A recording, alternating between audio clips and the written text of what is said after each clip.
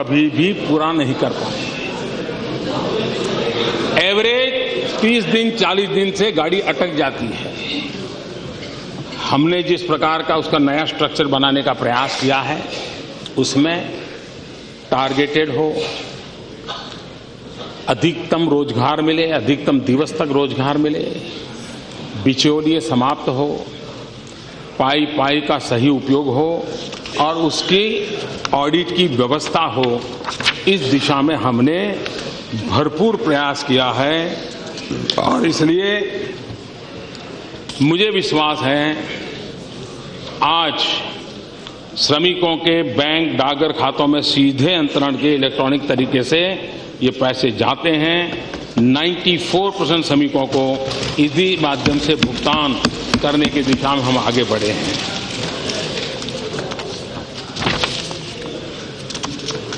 दूसरी तरफ कभी न कभी ये सदन सिर्फ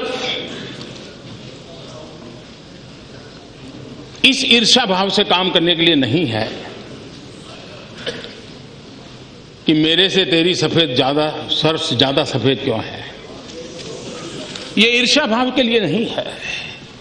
मैं मानता हूं जो आलोचना हो रही है हमारी, माननीय अध्यक्षा जी, आलोचना इस बात के लिए नहीं हो रही है कि हमने कुछ गलत किया है। चिंता इस बात की है कि तुम हमसे अच्छा क्यों कर रहे हो, कैसे कर रहे हो, ये चिंता का विषय सता रहा है और इसलिए परेशानी हो रही है। जो 60 साल में नहीं कर पाए वो आप कैसे कर लेते हो, ये चिंता का विषय है। और योजनाएं कैसी होती है, लंबे अरसे तक कैसा लाभ करती है। इस देश के इंटेलेक्चुअल क्लास को भी मैं निमंत्रित करता हूं कि 2 योजनाओं का एक कंपैरेटिव स्टडी करने की जरूरत है।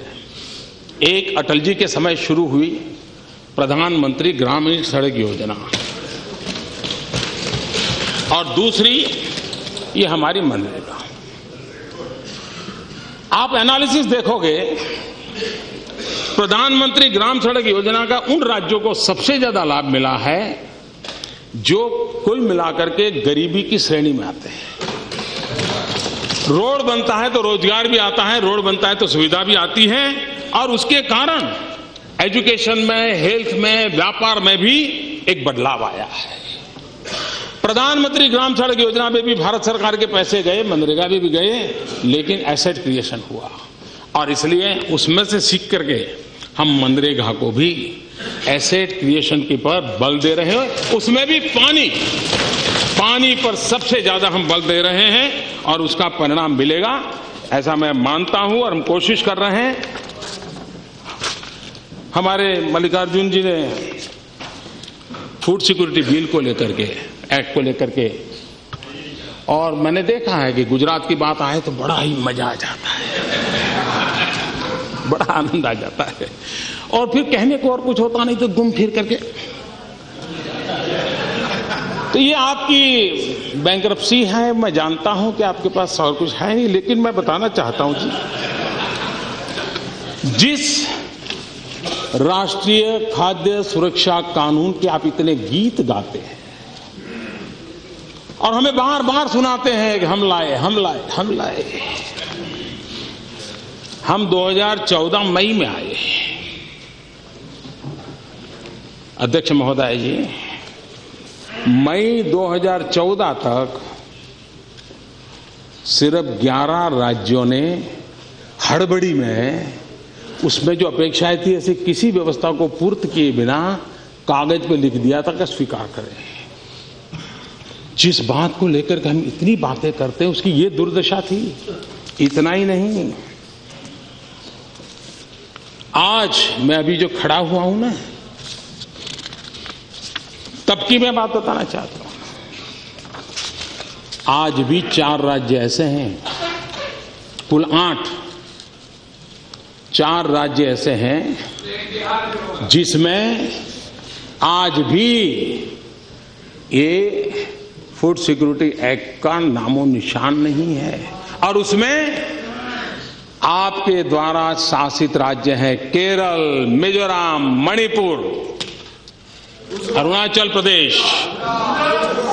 और इसलिए गुजरात ने अब कर लिया और उन्होंने जिन बारीकियों को पूरा किया है जरा स्टडी करने जाना चाहिए। आपने जाना, आपकी एक पूरी टीम भेजिए। आप केरल में चुनाव में जा रहे हो, आप ताम जाम से बातें कर रहे हो। केरल की जनता आपसे जवाब मांगेगी कि आपने ये जिस एक्ट को लेकर के इतनी बड़ी बातें की, केरल उस एक्ट से वंचित क्यों रखा है, अरुणाचल प्रदेश क्यों रखा था, मिजोरम क्यों रखा था, मणिपुर क्यों रखा था। 8 राज्य बाकी, उसमें 4 राज्य आपके हैं। और इसलिए मैं कहना चाहता हूं कि हम कहते बहुत हैं, लेकिन कभी कभी आप सभी महानुभाव, जब प्रधानमंत्री फसल बीमा योजना की बात आई थी तो जब वेंकैया जी बोल रहे थे तो हमारे सौगत राय जी खड़े हो गए थे। वैसे वो फटाफट खड़े हो जाते हैं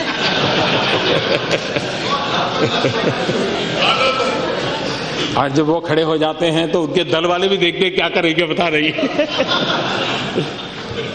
सौगत राय जी ने कहा कि भाई ये किसान फसल बीमा योजना है, प्रधानमंत्री फसल बीमा योजना, ये तो सिर्फ 45 डिस्ट्रिक्ट के लिए है।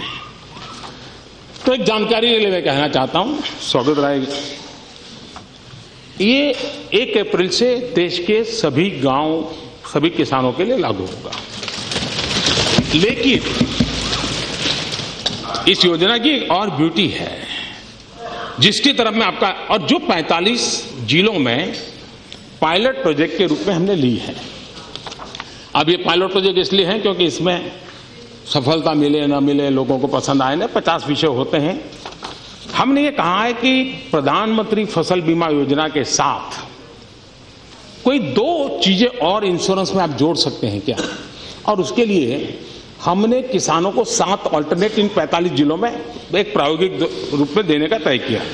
एक, प्रधानमंत्री जीवन ज्योति योजना, जीवन ज्योति बीमा योजना। दूसरी, प्रधानमंत्री सुरक्षा बीमा योजना। तीसरी, छात्र सुरक्षा योजना। चौथी, घर अग्नि दुर्घटना बीमा योजना। 5वीं, कृषि संयंत्र पंप सेट बीमा योजना। 6वीं, ट्रैक्टर बीमा योजना। और 7वीं, मोटर बाइक बीमा योजना। ये किसान के साथ जुड़ी हुई 7 चीजें हैं। अगर वो फसल बीमा के साथ क्या उसको सूट करता है इसमें से कोई 2 चीज लेना, तो कम प्रीमियम में उसको एक अतिरिक्त बेनिफिट मिल जाए, क्योंकि उसके पंप खराब हो जाते हैं। इसलिए प्रायोगिक रूप से इंश्योरेंस कंपनियों को जरूर दिक्कत हो रही है, लेकिन मैंने बड़ा आग्रह किया है। एक प्रयोग है, मैं सांसदों से भी आग्रह करूंगा कि इस पर वो जरा तरह से, अगर ठीक लगे तो आगे बढ़ाएंगे, नहीं लगा तो छोड़ देंगे। लेकिन इस अर्थ में था 45 डिस्ट्रिक्ट वाला ट्रायल, वो प्रधानमंत्री फसल बीमा योजना से वो नहीं था। कभी कभी कहा जाता है कि ये तो हमारा था इतना, ये तो भैया मैं कैसे कह सकता हूं, रेल मैंने शुरू की। आप कह सकते हैं, आप तो कुछ भी कह सकते हैं, हम में वो हिम्मत नहीं है।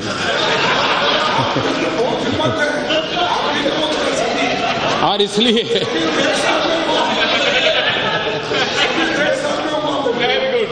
यूपीए के 10 साल रेलवे, सुरेश जी हूं,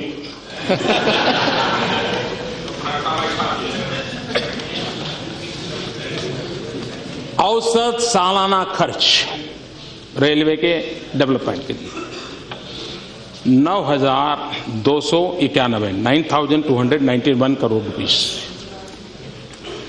हमारे इस 2 साल में 32,587 करोड़ रुपीस।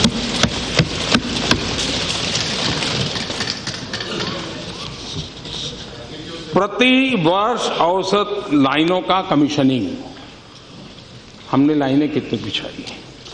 यूपीए 1 एवरेज है 1,477 किलोमीटर। यूपीए 2 थोड़ा सुधार हुआ, 1,520 किलोमीटर। NDA 2,292, round about 2,300।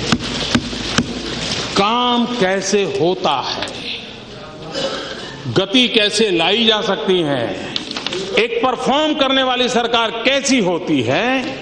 संसाधन यही थे, रेल की प्रक्रिया वही थी, डिपार्टमेंट वही थे, मुलाजिम वही थे, कानून व्यवस्थाएं वही थी। ये जीता जागता उदाहरण, और मैं हर क्षेत्र में ये दिखा सकता हूं। लेकिन राष्ट्रपति जी के भाषण के संदर्भ में और अधिक न कहते हुए मैंने ये कहा है, एक विषय।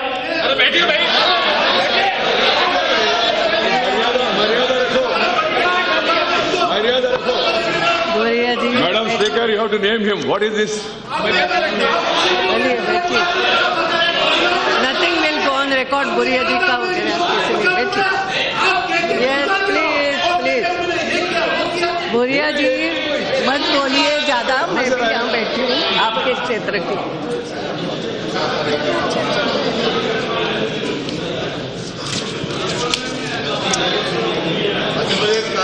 आदरणीय अध्यक्ष महोदया, एक बात हमेशा ही चर्चा में रहती है फाइनेंस के संबंध में,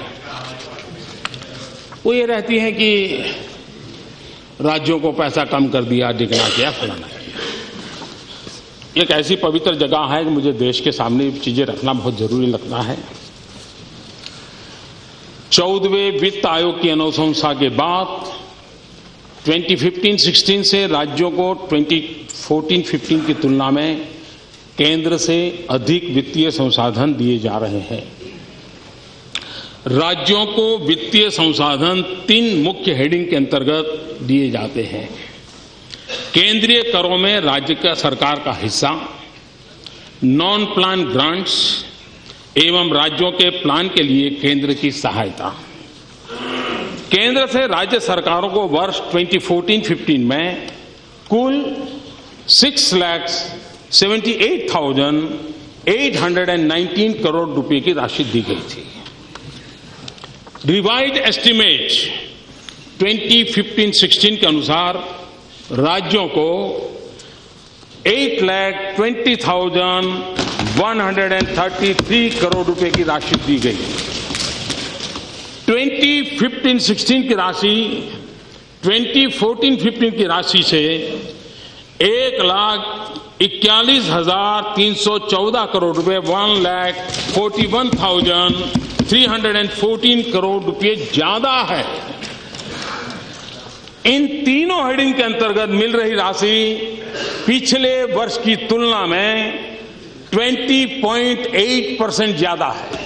और इसलिए ये जो बिना कारण हकीकतों को न कहते हुए बिना कारण चीजें चलाने की जो कोशिश हो रही है, मैं समझता हूं कि उसको जरा समझने की आवश्यकता है।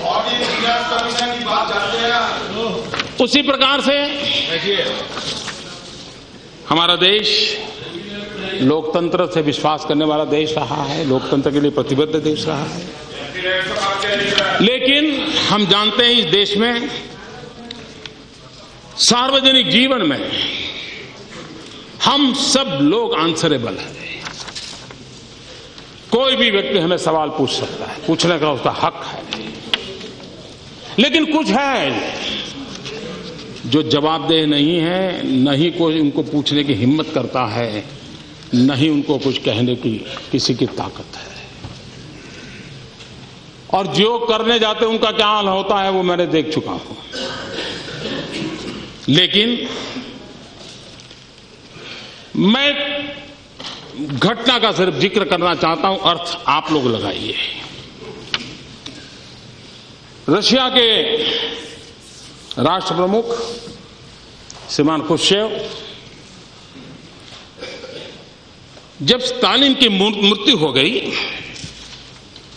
वो उनके साथी थे, तो स्टालिन की मृत्यु के बाद ये जहां जाते थे खुर्शचेव स्टालिन की बड़ी आलोचना करते थे, बहुत ही कठोर शब्दों में निंदा करते थे, कुछ भी कहते थे, और ये हर जगह पे वो करते थे। तो एक बार एक सभागृह में खुर्शचेव अपनी बात बता झी 24 तास रहा एक पाऊल पुढे।